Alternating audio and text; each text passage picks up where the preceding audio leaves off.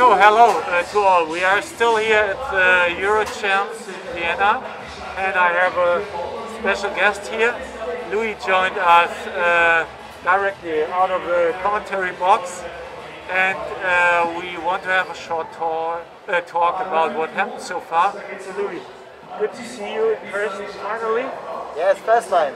Yeah, first time, and I think we finally can be at an event together, do a little bit mixed zone interview, so it feels a little bit normal, but we still need to pay attention, right? Yeah, it's getting there, isn't it? I think this is like the first time I've been to an event where it's felt normal, almost. Like we still have all the testing. Yeah. We still have to obviously wear masks and be official. But all in all, like it feels like there's a really close connection between the crowd, the players, the staff, and yeah, it's quite cool. It's great to be here, and it's really nice to see the sports coming back in so many ways. Yeah. And also, I had the feeling when I saw the teams again the first time, some others made it said, "Wow, you're finally here," and they already pumped to make interviews again and not just do their own social media thing. Yeah. But we are at all our Eurochamps. Yesterday the girls are already finished, and Beach-Inside.de won the gold medal. So how do you saw this game against the young and surprising Dutch girls? Interesting question. I think the right team won in the end. I think that Beach-Inside has been runners-up before. I think that they've been so close, 2 finals for Hubli. But I also believe that they both really played well when they needed to in the final. Beach-Inside was phenomenal, like making digs one side, the other, the blocks from Hubli also coming through. Like I was really impressed with them, but I'm also really impressed with the Dutch, because the Dutch have really, I mean, I keep saying on the broadcast that last year they were saying we just want to compete internationally because they could sense their domestic success transferring like internationally. But then they got the chance to play and they made the Olympics, they won the Continental Cup, they qualified, and now they made a silver medal here. Like that's a crazy season for them. But yes, they was all about Switzerland, and I thought they were brilliant, and Christoph has done a great job with them as well. Yeah, that was also my point. The whole Swiss team after the Olympics done great. We had an interview with. This is where the fans are here. We have animation, so sorry the loudness. The coach Florian K. We had an interview. It's the coach of Anouk and Joel. Made a great job. Now the other girls are getting the gold in the Eurochamps. The Swiss team really improved, right? Yeah, I think so, but I think it was a matter of time with the brains that they have. Like they're investing in good brains of the sport, I think, with Christoph and Floki has done a great job. Anouk version to changing from blocker to defender. I mean, that was maybe, I don't know if it was a risk, but there must have been some sort of a risk at some time to move a blocker to defender and have that race for 4 years. To transfer into a defender. Maybe the extra year helped that development, I don't know. Certainly would have helped Kleinman in her quest for gold as well at the Olympics. So there's all these interesting stories, but it seems like Switzerland are building some sort of hub. Together they're quite strong, and they are. I mean, they both took silvers this year on the World Tour as well. Yeah. So I really suggest that everyone is watching our interview, which is on our video channel. So Tanya and Nina are really happy, and also they were had goosebumps because the whole crowd was singing the song with their names, and this really have been a cool experience for them. And also they appreciate the Dutch girls to be in the final and be such good opponents. So heads up for them. It was crazy. It felt like like when we were out there, it felt like they were really supporting the Swiss cause. Like they were shouting for them all the time, and it was rising and rising and rising. And you felt like they were helping push them over the line at times. But then the Dutch, I mean, Vienna just appreciates good volleyball, I think. Yeah. And now we are on Sunday, and we are just in front of the men's final, and we saw incredible matches. The Dutchies, Pro Mason gave all against the Vikings. They almost had them in a loss, but then Christian and Anders, props to them. They always get the click and win in the end. So how do you saw this game? It's incredible how they still win even if they are tired like hell. Yeah, they seem tired. Like at breakfast they're saying like we're tired. I'm also saying I'm tired. So if I'm tired and I haven't done anything that they've done, I've just made the same flight. They must be exhausted, but they find a gear when they need to. And I think today, I thought Blau and Musen were fantastic. I thought they sided out really well. Their game plan was interesting. They didn't serve very tough. They just served short on Anders, and they made him move, made him have to turn the ball, like make it difficult to turn the ball. But then they upped their service pressure, the Vikings, and maybe that was something that the Vikings didn't have 2 years ago. Was that Anders came back in the second set, made a couple of aces, and all of a sudden the tide started to turn a little bit. And then they had to change up serving on Christian again, and Christian didn't really miss a side out. So I don't know where you find faults in what they're doing at the moment, but they keep improving in different aspects, and it's really interesting. Yeah, and the other thing we found was although the other Dutch and against Kantor-Lojak, and it was surprisingly for me the second end went quite fast in the way for the Dutchies.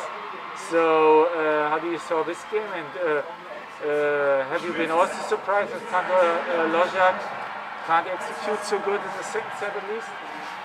I mean, they were 19-16 up, and they lost 5 in a row to lose 21-19, and then they lost to 8. Was it 8? Yeah, that's what I mean. Yeah. So if you look at that, like, yeah, really surprised actually. Like, it didn't take a lot for it to crumble. And I mean, it was a lot down to the good work of the Netherlands. Like, I think they were phenomenal. But I also didn't expect them to fall away in the second as quickly as they did. But they're also off the back of a tough couple of weeks. Berman's de Glut had a rest during Tokyo. They're probably coming quite fired up. They won Start. Sure, they won in Start. They're coming in confident. And Stefan said to me, he's like, I felt really... Like, he didn't watch much of the Olympics, he said to me, because of the, a few reasons. He was supporting his own team, but actually, he felt like he wanted to be there, and he felt like he deserved to be there in lots of different ways. Hard situation, Yeah, and information out of our interview you see on the channel is also that Stefan hurt his knee, but he now took some medicine, so he assumed that it will be okay for the final. I think they crashed on each other. So, but hopefully it did not hurt him during the game. Fingers crossed. Yeah, and then the final. I think Norway has to lose all, and the Dutch can play the underdog, and then we see who wins. I think it's going to be interesting, isn't it? I mean, the group just keeps coming this way.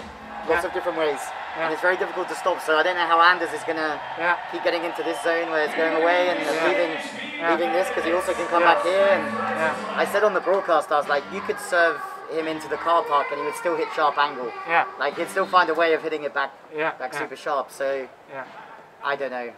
I'm always surprised by this game, and the more that I watch it, the less I feel that I know. I can make some good predictions, but I still make some really bad ones. Yeah, and we started with saying that the Swiss team done good in the last weeks, but we already now can say the Dutch team executed great. The girls won silver.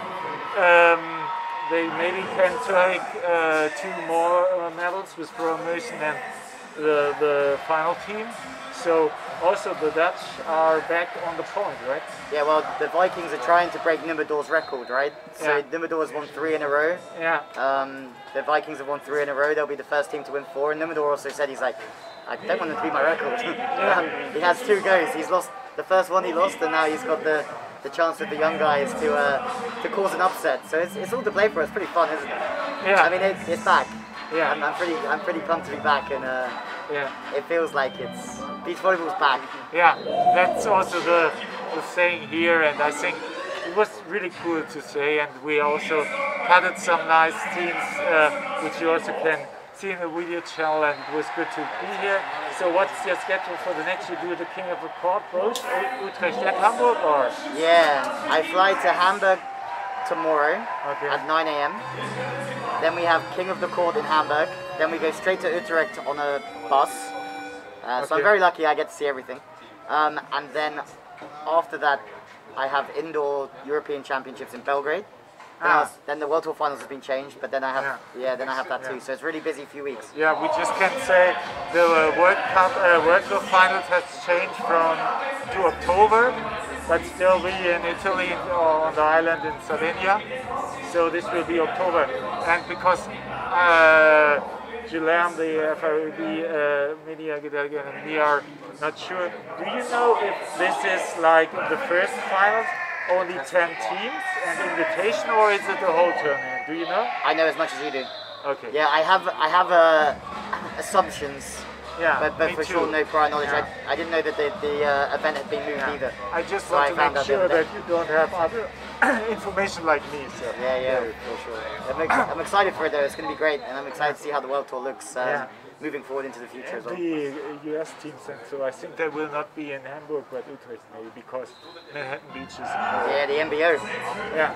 Yeah, that's it. And then Richie joins me for commentary in Utrecht, but because it's he said he can't be there because it's Jake Gibbs' last MBO, which is fair enough. Is it also because you just saying? Is it also your goal to be, or have you been on the AVP once? No, but I would love to. Yeah, me too. So Yeah. last 2 years ago it was there, but Manhattan Beach is always in the middle of flights or so. But this is also my main goal because this is also other way we should be to explore. But hopefully, when the pandemic is over, we get the chance. I spent two winters in LA, but I've never been to an AVP event and never worked in one. We also we have been there for vacation and visit. The college team, Todd Rogers, we visit there. It was Todd Rogers, you know, he's very welcoming and explain everything with the college. But yeah, it was in spring, so no AVP, but this is good. But Have to. yeah, but Louis, let's look forward to the last games, and I appreciate your experience and your lookout, and thanks for talking, and I hope we see us.